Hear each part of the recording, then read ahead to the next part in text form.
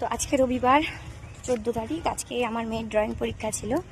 তো আমার দুজন চলে এসেছিলাম এই যে বসন্তিয়া হাই স্কুলের প্রাঙ্গণে। এখানে আমার মেয়ের সেন্টার পড়ে, প্রতি বছরের মতোই বছরও সেন্টার পড়েছে। তো ভীষণ রোদ, আমাদের স্কুলটা একবার ঘুরে দেখাই।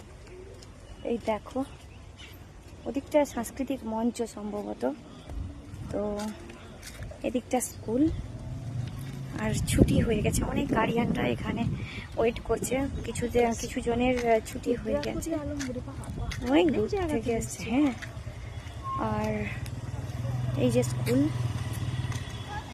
এটা হচ্ছে স্কুলের গেট, স্কুলে ঢোকার জন্যে। এটা মুকুন্দপুর রাস্তায় বসন্তী হাই স্কুল, যারা জানো না জানিয়ে দিলাম। তো এই যে বাচ্চাদের পরীক্ষা শেষ, একে একে বেরোচ্ছে। আর এই যে স্কুলটা দেখেছো, খুব সুন্দর, অনেক বড় এলাকা স্কুলের এরিয়াটা। এটা পুকুর, বিশাল বড় পুকুর। এই পুকুরের পেছনে একটা পুরনো কাহিনী গল্প লুকিয়ে আছে এই পুকুরে। আর এই পুকুর ঘাটটার নাম দেখো কি লেখা আছে, রানী পুকুর ঘাট। তো পুকুরটা দেখলে কেমন যেন গা ছমছম অবস্থা, ভয় লাগে। তো কারণটা পরে নিশ্চয়ই বলবো। এই পুকুরে স্বয়ং দুর্গা মা প্রমাণ দেওয়ার জন্য মাছ পুকুরে হাত তুলে দেখিয়েছিলেন। ঠিক আছে, তোমরা অনেকেই ঘটনাটা জানো, তাও একটু বললাম। তো রোদের অবস্থা খুব করুণ অবস্থা হয়ে গেছে। মেয়ে বেরিয়েছে কিনা জানি না, দেখা যাক পরীক্ষা শেষ হলো কিনা। স্কুলের এরিয়াটা সুন্দর সাজানো গোছানো, পুরনো স্কুল, বহু বছরের পুরনো স্কুল, তাও খুব সুন্দর করে সাজানো। তো আমার মেয়ের সেন্টার ওই যে দেখো ছাদে পড়েছে, দোতলায় পড়েছে। তো যাচ্ছি ওইদিকে, মেয়ের পরীক্ষা হয়েছে কিনা। আর এদিকে তো ঘাট, ওই যে যাকে রানীপুকুর ঘাট বলা হয়, এটা হচ্ছে ঘাট।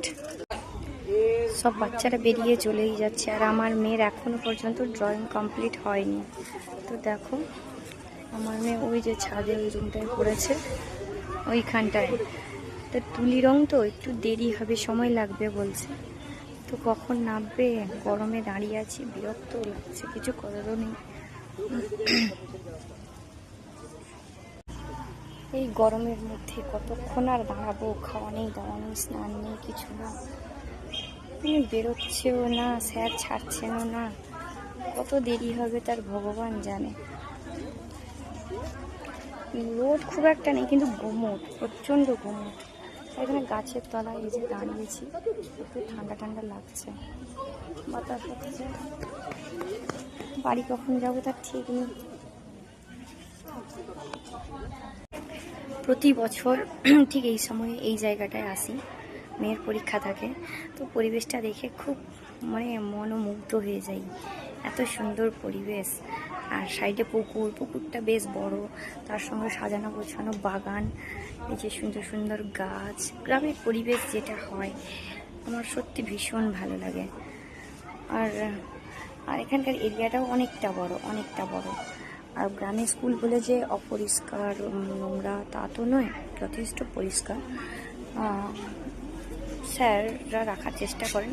এখানে একটু ভেঙে গেছে স্কুল, নিশ্চয়ই পরে ভবিষ্যতে আমাদের নতুন সরকার গঠন হয়েছে, রিপেয়ারিং অবশ্যই হবে।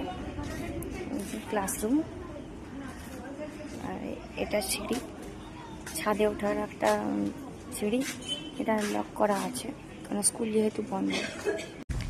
আমি দাঁড়াতে ক্লান্ত হয়ে গেলাম, আর পারছি না। ভাবলাম চলো এবারে টোটোর কাছে যাই, আমি যে টোটো করে এসেছি ওখানেই গিয়ে বসি। আর ভালো লাগছে না দাঁড়াতে, অনেকক্ষণ দাঁড়িয়ে আছি।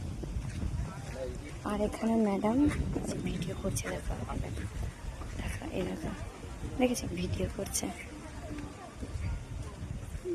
দেখো দেখেছে।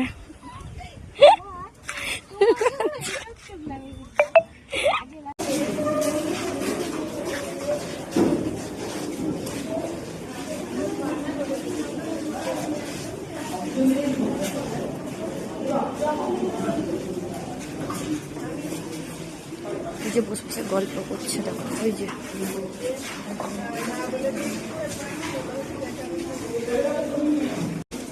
ওই দেখো বসছে, দেখো পরীক্ষা শেষ বসছে। বেরা পরীক্ষা দিয়ে বেরোল। পরীক্ষা কেমন হয়েছে? ভালো হয়েছে? দৌড়ে চলে যাচ্ছে। কোনটা আঁকতে দিয়েছিল? হ্যাঁ, আরে বল কি আঁকতে দিয়েছিল? নৌকোর কম্পিটিশন। পরীক্ষা ভালো, রং ঠিকঠাক করেছিস? স্যারের সাথে দেখা করেছিস? স্যার কই? স্যার তো আমাদের রুমেই বসছিলেন। আবার স্যার কোথায়? স্যারকে ফোন করতে বলেছিস একবার? সব শেষে বাড়ি যাওয়া যাক। অবশেষে এই যে পড়ুয়া পরীক্ষার্থীকে নিয়ে বাড়ি যাচ্ছি। অনেক ভালো ড্রয়িং করেছে, রেজাল্টের অপেক্ষায় রইলাম। তো চলো টাটা।